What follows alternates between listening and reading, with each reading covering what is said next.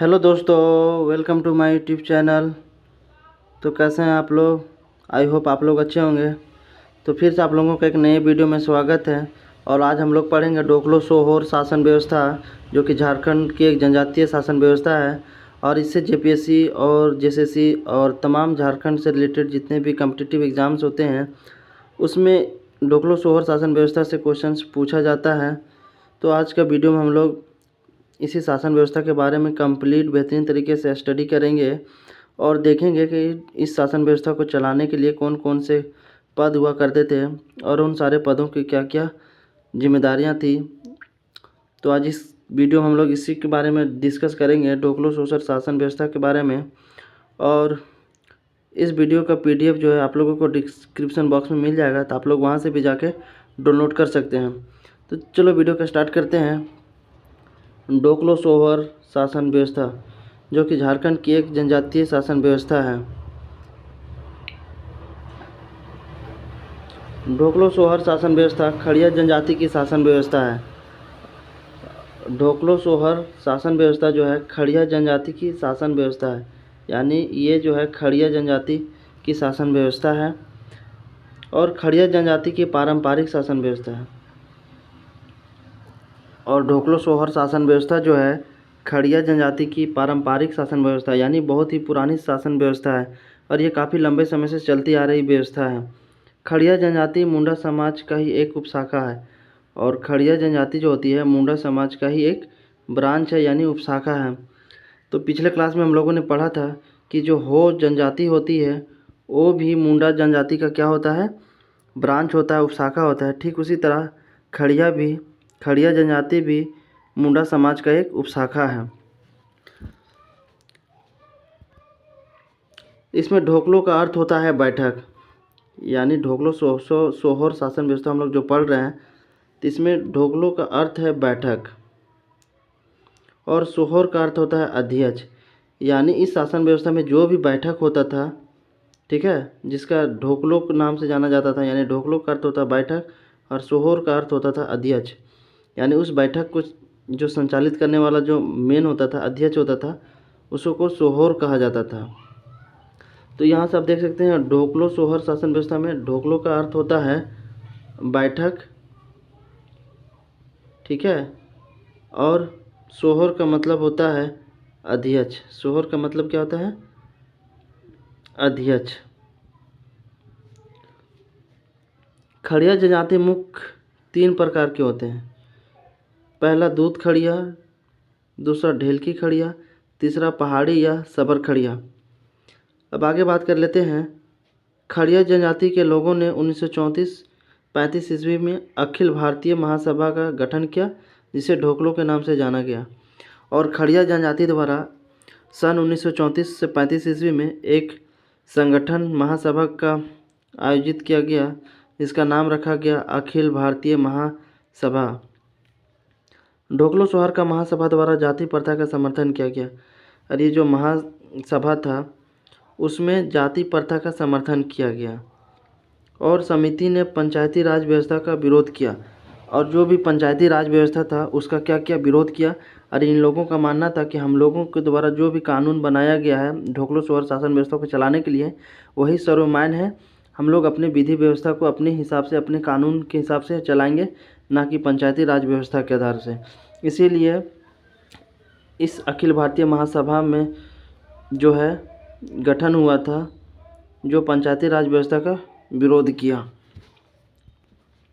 अब आगे बात कर लेते हैं ढोकलो सोहर शासन व्यवस्था से संबंधित महत्वपूर्ण पद, यानी ढोकलो सोहर शासन व्यवस्था में कौन कौन से पद हुआ करते थे और उनकी क्या जिम्मेदारियां थी, क्या काम करते थे, उसके बारे में पढ़ते हैं। तो पहला था महातो। महातो जो पद था उसके बारे में पढ़ेंगे कि इसका क्या काम था। जिन लोगों ने गांव बसाया था उसको महातो बोला जाता है। जैसे जो भी खड़िया जनजाति थी, तो कहीं बाहर से आए हुए जनजाति थी, तो ये झारखंड में धीरे धीरे आते गए और जंगलों को, झूड़ झाड़ को साफ करते गए और एक गांव बसाया। तो वही गांव बसाने वालों को क्या कहा जाता है? महातो। गांव का मुखिया व्यक्ति महातो होता है और ये पद क्या होता है? वंशानुगत होता है, यानी जो गांव का मुखिया बन गया, मुख्य हेड बन गया, जिसे महातो कहते हैं, तो उसका जो वंशज है यानी आने वाला जो नस्ल है उसका जो बेटा है वही क्या बनेगा, उस गांव का मुख्य प्रधान बनेगा। गांव वालों की सहमति से महतों को बदला जा सकता है। और ये जो पद था महतो, तो गांव वालों की सहमति से महतों का बदला जा सकता है।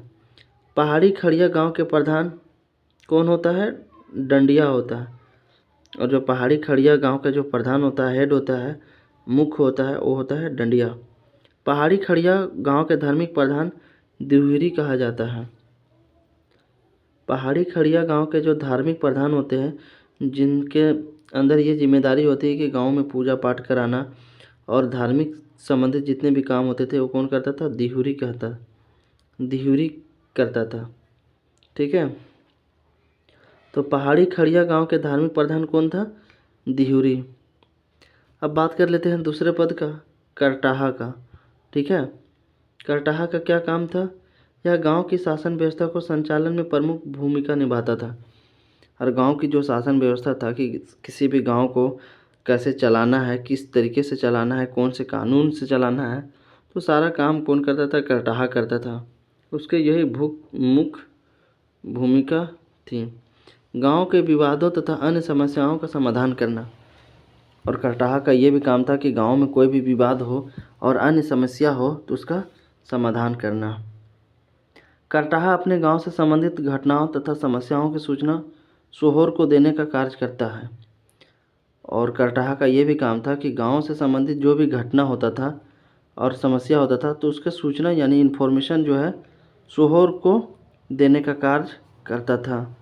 ठीक है, यह विभिन्न विवादों के फैसले से राजा को अवगत भी कराता। और अलग अलग विवाद जो होता था और उससे जो फैसले होते थे उस फैसले से राजा को क्या कराता था, अवगत कराता था, बताता था। पूजा पाठ द्वारा परिवारों के शुद्धिकरण जिसको भात भितार का कार्य भी करता है। ठीक है, और करटाहा का ये भी काम था कि जो परिवारों का शुद्धिकरण करना, जैसे होता है ना पूजा पाठ करके घरों को शुद्ध करना, तो ये काम करटाहा भी करता था। ठीक है, जिसको भात भितार भी बोलते थे। पंचायत में से 20-25 गाँवों को लोगों द्वारा चयनित योग्य व्यक्ति होता है। और करटाहा जो होता है गांव के 20-25 लोगों द्वारा चुना जाता है। यह पद वंशानुगत नहीं होता है। और करटाहा का जो पद होता है वह वंशानुगत नहीं होता है। ठीक है, करटाहा कोई भी बन सकता है, इसमें किसी तरीके का कोई भी वंशानुगत नहीं था। और करटाहा को किसी प्रकार का वेतन प्रदान नहीं किया जाता है। और करटाहा जो था इस काम को जो अपना जिम्मेदारी निभा रहा था उसके एवज में, उसके बदले में उसे किसी तरीके का कोई वेतन यानी सैलरी पैसा नहीं दिया जाता था। ठीक है, नियमों की अवहेलना करने पर इसे पद से हटाया जा सकता है। और अगर करटाहा जो था नियम को तोड़ता, अवहेलना करता, तो उसे सारे गांव वाले लोग मिलकर उसे हटा भी सकते थे। ठीक है, और इसे किसी तरीके का काम करने के लिए कोई भी वेतन नहीं दिया जाता था। अब बात कर लेते हैं दूसरे पद का, खूंट का। ठीक है, तो अब देख सकते हैं खूंट का क्या काम था।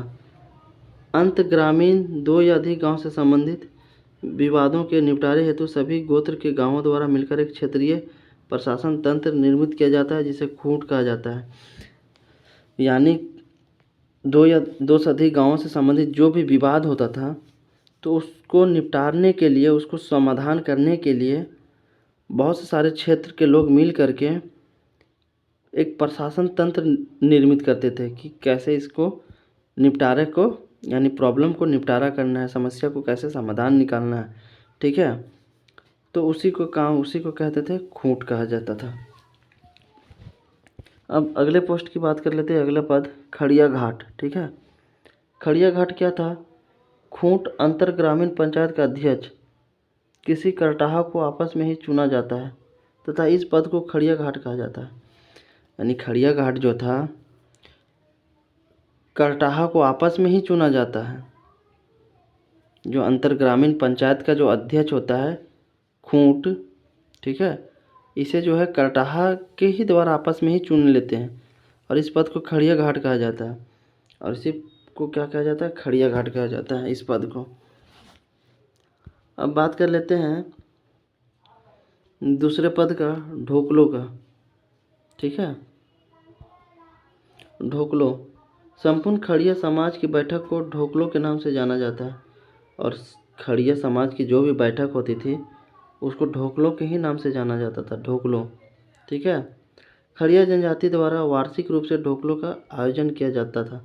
और खड़िया जनजाति द्वारा हर साल ढोकलो का एक आयोजन किया जाता था, जिसमें सभी गांव के प्रमुख प्रतिनिधि जैसे महतो, पाहन तथा करटाहा शामिल होते थे। और जो खड़िया जनजाति थी वो हर साल क्या करती थी, ढोकलो आयोजन किया करता था, यानी एक बैठक किया करता था। हर साल एक बैठक होता था जिसे ढोकलो का नाम से जाना जाता था, यानी बैठक को ही ढोकलो कहा जाता है, यानी ढोकलो का मतलब होता है बैठक करना। तो खड़िया जनजाति क्या करती थी, हर साल एक बैठक का आयोजन किया जाता था, जिसमें सब गांव के सभी प्रमुख प्रतिनिधि जो थे जैसे महतो, पाहन तथा करटाहा, सारे लोग शामिल होते थे उस बैठक में। इस बैठक के आयोजन से संबंधित सभी तैयारियां की जिम्मेदारी करटाहा की होती है। और इस बैठक के आयोजन के लिए जितने भी संबंधित तैयारियां करना होता था उस बैठक के लिए, वो सारा जिम्मेदारी किसकी होती थी, करटाहा की होती थी। ठीक है, और प्रत्येक 3 वर्ष में ढोकलो सोहर यानी संपूर्ण खड़िया समाज के राजा का चुनाव लोगों द्वारा इसी सभा के माध्यम से किया जाता था। और जो हर साल जो इस ढोकलो का आयोजन किया जाता था, तो उसी आयोजन में जो है सोहर, संपूर्ण खड़िया समाज का जो राजा होता है सोहर, ठीक है, उसको चुनाव करके चुना जाता था, चुनाव के माध्यम से, जो कि हर 3 साल में चुनाव होता था। ठीक है, अब बात कर लेते हैं आगे ढोकलो सोहर की। तो ढोकलो का संभापति संपूर्ण खड़िया समाज का राजा होता है, यानी ढोकलो जो होता है खड़िया समाज का क्या होता है, राजा होता है, जिसे ढोकलो सोहर कहा जाता है और इसे ढोकलो सोहर के नाम से जाना जाता है। इसका चयन ढोकलो में लोगों द्वारा किया जाता है। और इसका चयन जो होता है ढोकलो, ढोकलो का मतलब क्या होता है, ढोकलो का मतलब होता है बैठक। ढोकलो का मतलब बैठक, यानी बैठक में ही जो है इस राजा को, खड़िया समाज का जो राजा होता है जिसे हम ढोकलो सोहर कहते हैं, तो उसको इसी बैठक में, बैठक के माध्यम से चयन किया जाता है। ठीक है, अब बात कर लेते हैं दूसरा पॉइंट का, बड़े मुकदमों का निर्णय राजा द्वारा स्वयं अपने मंत्रियों की सहायता से किया जाता है। और जो बड़े मुकदमे होते थे, जो बड़े विवाद होते थे, तो उसका जो निर्णय लिया जाता था वो स्वयं खुद राजा लेते थे अपने मंत्रियों के हेल्प से। ठीक है, अब बात कर लेते हैं दूसरे पद का, लिखाकड़ का। ठीक है, लिखाकड़ यह राजा का सचिव या मंत्री होता है। लिखाकड़ जो होता है यह राजा का सचिव या मंत्री होता है। राजा को सामाजिक, राजनीतिक व प्रशासनिक कार्यों में सहयोग प्रदान करता है। और लिखाकड़ जो होता है राजा को सामाजिक, यानी समाज को कैसे रखना है, कैसे चलाना है, और सामाजिक तत्वों से जितने भी जुड़े हुए चीज़ होते हैं, और राजनीतिक व प्रशासनिक कार्यों में सहयोग प्रदान करता है। तो लिखाकड़ का मेन काम था जो है राजा को सामाजिक, राजनीतिक व प्रशासनिक कामों में मदद करना, क्योंकि लिखाकड़ जो होता है राजा का सचिव या मंत्री होता है, और मंत्री का काम होता है कि अपने राजा को मदद करना और उसे सुझाव देना। तो लिखाकड़ वही काम करता था। अब बात कर रहे थे तिंजोकड़ का। ठीक है, तिंजोकड़ पद क्या था, यह राजा का खजांची होता है। तिंजोकड़ जो था यह राजा का खजांची होता है। खजांची उसे बोला जाता है जिसके पास पैसा जमा रहता है, पैसा जमा रखा जाता है, धन, आय व्ययों का विवरण तैयार करता था। और तिंजोकड़ जो था कितना खर्च होता था, कितना इनकम होता था और कितना खर्च होता था, उसका सारा लेखा जोखा, उसका सारा हिसाब किताब कौन रखता था, वो रखता था तिंजोकड़, तिंजोकड़ के पास था। ठीक है, तो तिंजोकड़ क्या था, राजा का खजांची था जिसके पास धन जमा किया जाता था, रखा जाता था, और यही सारे धन का देख रेख करता था। और कितना खर्च हो रहा है, कितना इनकम हो रहा है, सारा डाटा जो था तिजोकड़ के पास रहता। अब बात कर लेते हैं दूसरे पद का, दीवान। यह राजा का सलाहकार होता है और यह राजा को क्या करता है, सलाह देने का काम करता है। ठीक है, दीवान राजा का सलाहकार होता है। अब बात कर लेते हैं पाहन कालू का। तो पाहन कालू जो है गांव का धार्मिक प्रधान होता है और यह पूजा पाठ, धर्म से जितने भी संबंधी काम होते हैं, शादी ब्याह गांव में करवाना, तो सारा काम कौन करता था, पाहन कालू करता था। यानी पाहन या तो उसका दूसरा नाम कालू भी होता था। ठीक है, जिनका काम था धार्मिक कामों को पूरा करना, और यह जो है धार्मिक प्रधान होता था पाहन। और यह पद वंशानुगत है, और पाहन का जो पद हुआ करता था वो क्या था, वंशानुगत हुआ करता था। ढोकलो सोहर जनजातीय शासन व्यवस्था में पाहन का जो पद था वो वंशानुगत था। वंशानुगत कहने का मतलब है कि अगर एक बार जो पाहन बन गया तो उसी का आने वाले नस्ल जो है, जैसे उसका बेटा, फिर उसके बेटा, फिर उसका बेटा जो है, यानी इस तरीके से ये पद क्या था, वंशानुगत था। लेकिन गांव वालों की सहमति से इसे भी हटाया जा सकता था, और गांव वालों की अगर सहमति होता कि देखा जाता कि पाहन सही से धार्मिक कामों को नहीं कर रहा है पूरा, तो उसे गांव वाले आपस में मिलकर सहमति से पाहन को हटाया जा सकता है। पाहन को गांव वालों की ओर से पाहनाई ज़मीन प्रदान की जाती है, क्योंकि पहले पाहन जो कोई भी पद को पूरा करने के लिए जो होता था उसे किसी तरह का कोई सैलरी नहीं दिया जाता था जनजातीय शासन व्यवस्था में। तो ठीक उसी तरह पाहन जो था वो अपना जो जिम्मेदारी, अपना धार्मिक काम कर रहा था, तो उसके बदले में उसे किसी तरीके का कोई पैसा या सैलरी नहीं दिया जाता था भरण पोषण के लिए, अपने परिवार के लिए। तो उसे एक उसके एवज में, उसके बदले में एक ज़मीन दी जाती थी, जिसे पहनई ज़मीन कहा जाता था, जिसे पहनई ज़मीन के नाम से जाना जाता, जो कि पाहन को मिलता था अपना काम करने के एवज में। ठीक है, अब बात कर लेते हैं अन्य तथ्य का, जो कि काफ़ी महत्वपूर्ण है। इस समाज में गांव के झगड़ों का निपटारा महतो, पाहन, करटाहा तथा अन्य बुजुर्गों द्वारा सामूहिक रूप से एकत्रित होकर किया जाता था। और समाज में यानी ढोकलो सोहर जनजातीय शासन व्यवस्था में गांव के झगड़े होते थे जो भी, तो उसका निपटारा जो है महतो, पाहन, जितने भी उच्च अधिकारी थे वो आपस में मिल कर के एकत्रित होकर के उसको गांव के झगड़ों का निपटारा किया करते थे। विवादों के निवारण संबंधी सभा में महतो की उपस्थिति अनिवार्य होती है, और विवादों के निवारण के संबंधी में महतो की उपस्थिति अनिवार्य होती थी। और महतो जो है बहुत महत्वपूर्ण पद होता था, क्योंकि गांव का प्रधान होता था, तो उसका उपस्थिति होना बहुत ही जरूरी होती थी उस बैठक में। फिर सर्वसम्मति से दंड आदि का निर्णय किया जाता था, और सारे लोग बैठ करके अब सर्वसम्मति से उस समस्या का एक दंड निकाला जाता था, सॉल्यूशन निकाला जाता था, उस अपराध के एवज में उसे दंड दिया जाता था सब लोग की सहमति से। इस समाज में यौन संबंधी अपराधी को बिटलाहा की भांति समाज से बहिष्कृत कर दिया जाता था। और जिस तरीके से मांझी परगना शासन व्यवस्था में बिटलाहा सज़ा दिया जाता था, जो यौन संबंधी सज़ा थी, ठीक उसी प्रकार से हो जनजाति में भी बिटलाहा सज़ा का प्रावधान था। इसमें भी, इस शासन व्यवस्था में भी यौन संबंधी अपराधी को बिटलाहा सज़ा दिया जाता था और उसे समाज से बाहर कर दिया जाता था, यानी समाज से बहिष्कृत कर दिया जाता था। तो इस तरीके से आज हम लोगों ने देखा कंप्लीट एनालिसिस, अच्छे से बेहतरीन तरीके से हम लोग समझने की कोशिश किए। आई होप आप लोग समझ गए होंगे इस शासन व्यवस्था के बारे में। तो जो था आज ढोकलो सोहर शासन व्यवस्था। तो फिर मिलते हैं नेक्स्ट वीडियो में, तब तक के लिए जय हिंद, थैंक यू, जय।